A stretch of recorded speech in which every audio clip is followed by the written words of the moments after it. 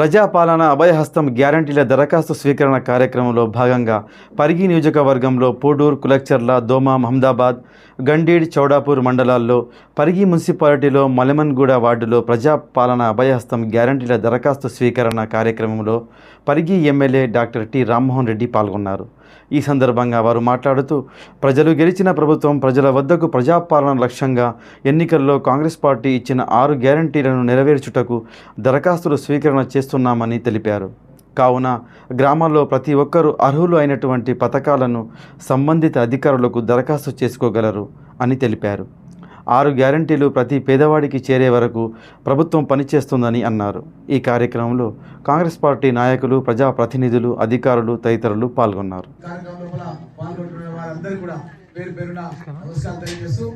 చాలా సంతోషంగా ఉంది.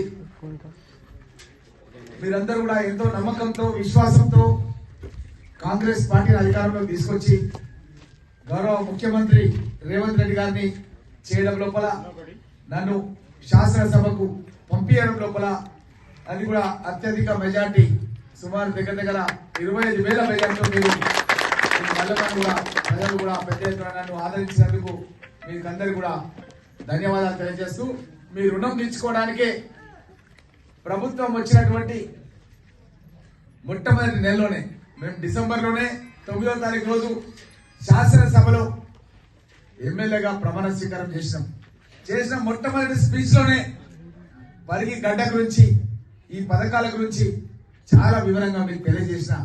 ఏదైతే నేను ఎన్నికలకు ముందు మీతో మాట్లాడినో అదే శాసనసభలో మాట్లాడినా మళ్ళా మీ మల్లెమాని కూడా గడ్డకు వచ్చి మళ్ళీ అదే మాటలు మాట్లాడుతున్నా తీసుకొని వచ్చారన్న విషయాన్ని మీకు అందరు కూడా స్పష్టంగా తెలియజేస్తూ, ఆ రోజు చెప్పడం జరిగింది, కాంగ్రెస్ పార్టీకి మీరు గెలిపిస్తే తప్పకుండా మీకు ఏదైతే మన 6 గ్యారంటీలు ఉన్నాయో 6 గ్యారంటీలను అమలు చేస్తామని చెప్పే మాట ఇచ్చినాం మీకు.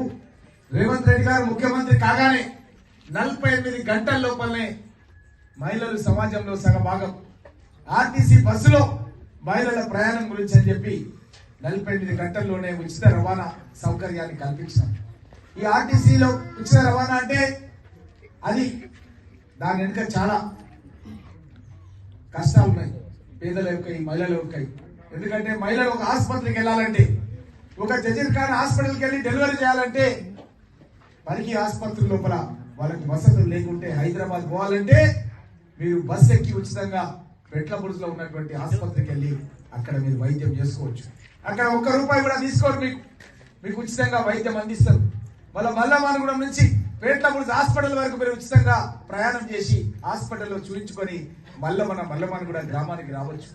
అదేవిధంగా మీకు ఎవరికైనా, ఇంకా మహిళలకే కాకుండా ఎవరికైనా సరే పెద్ద రోగాలు, క్యాన్సర్ రోగం కావచ్చు, గుండె ఆపరేషన్ కావచ్చు, ఇంకేదైనా కావచ్చు, ₹1 కూడా లేకుండా 10 లక్షల రూపాయల వరకు రాజీవ్ గాంధీ ఆరోగ్యశ్రీ అనే పథకాన్ని తీసుకొచ్చి, ఆ పథకం మూలంగా కోటీశ్వరుడు వైద్యం చేసుకునే హాస్పిటల్ లోపల పేదవాళ్ళు కూడా వైద్యం చేసుకునే విధంగా మీకు ఒక అధికారిని అపాయింట్ చేసి, దరఖాస్తులు కూడా ప్రభుత్వమే ప్రింట్ చేసి, ఆ దరఖాస్తులలో ఏ పథకానికి మీరు అర్హులో మీరే తెలుసుకునే విధంగా పథకాలకు సంబంధించిన వివరాలు కూడా ఇంతకు ముందే మాట్లాడి మన ఎండిఓ గారిని కూడా మీకు వివరించారు. కాబట్టి చాలా సరళీకృతంగా, చాలా ఈజీగా, ఎలాంటి ఇబ్బందులు లేకుండా మీకు ఈరోజు కార్యక్రమం పెట్టి, ప్రజాపాలన కార్యక్రమం పెట్టి అప్లికేషన్ తీసుకొని, మీకు అదేవిధంగా ఎక్నాలెడ్జ్మెంట్, మీ దరఖాస్తుకు మీకు మేము రసీదు కూడా ఇస్తున్నాం. ఆ రసీదు ఇచ్చిన తర్వాత కంప్యూటరైజేషన్ చేసి తప్పకుండా మీకు ఎప్పుడు ఏ పథకం వస్తుందో కూడా మీకు మెసేజ్ కూడా వచ్చే విధంగా కృషి కూడా చేస్తామన్న మాట కూడా మీకు అందరికీ కూడా తెలియజేస్తూ, ముఖ్యంగా ఈరోజు ఆర్టీసీ బస్సు లోపల ఉచిత ప్రయాణం అంటే, వెనకటికి పరిస్థితి ఏంటంటే, ఎవరైనా పేదవాళ్ళు హైదరాబాద్ పోయి వైద్యం చేసుకోవాలంటే, పెద్ద హాస్పిటల్ పోయి వైద్యం చేసుకోవాలంటే పరీక్షలు చేసుకోవాలి. ముఖ్యంగా మహిళలు చాలా డయాగ్నోస్టిక్ పరీక్షలు చేయించుకుంటేనే రోగం నిర్ధారణ అవుతుంది.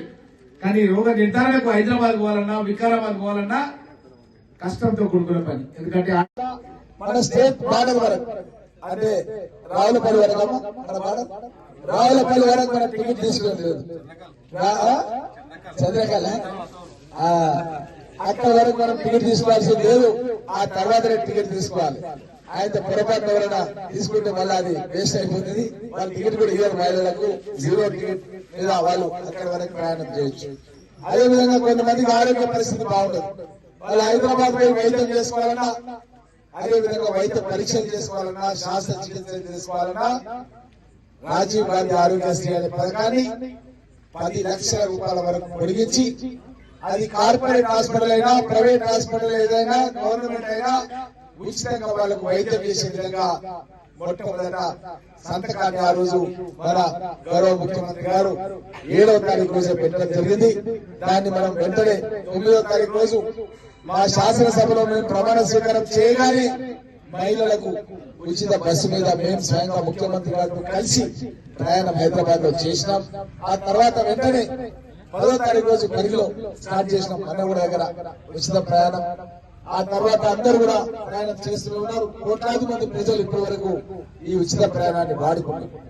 అదేవిధంగా ఇంకా మనకు మహాలక్ష్మి పథకంలో భాగంగా మీరంతా ఎక్కడి నుంచో కోడళ్ళకి వచ్చారు దోమకు.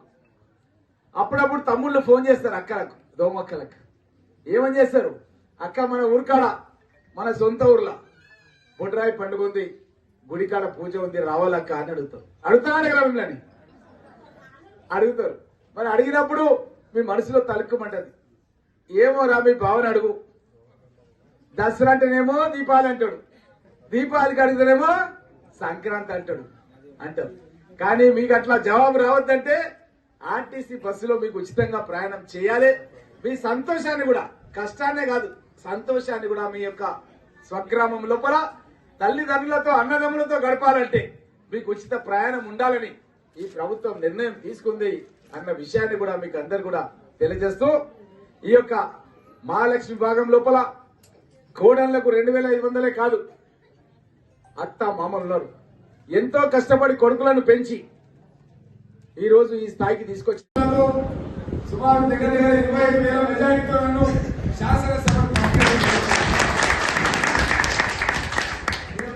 తీసుకోవడానికి తెలంగాణ మొట్టమొదటి శాసనసభలో మాట్లాడే అవకాశం రేవంత్ రెడ్డి గారు నాకే కల్పించారు. ఆ శాసనసభలో మాట్లాడేటప్పుడు ఈ 6 గ్యారెంటీల పథకం గురించి నేను స్పష్టంగా చెప్పిన. ఎస్సీల గురించి, ఎస్టీల గురించి, బీసీలకు, మైనారిటీ సోదరుల గురించి, అదేవిధంగా మహిళా సోదరుల గురించి, విద్యార్థుల గురించి, అందరి గురించి, అన్ని సమస్యల గురించి, ఉద్యోగస్తుల గురించి కూడా నేను శాసనసభలో మాట్లాడడం జరిగిందన్న విషయాన్ని మీకు అందరు కూడా తెలియజేస్తూ, ఈ ప్రభుత్వం ప్రజా ప్రభుత్వం, అందరి ప్రభుత్వం. మీ యొక్క ఆలోచనలు, మీ యొక్క కష్టాలు, మీ ఇబ్బందులు అన్ని పరిగణలోకి తీసుకొని పరిపాలన చేస్తాం.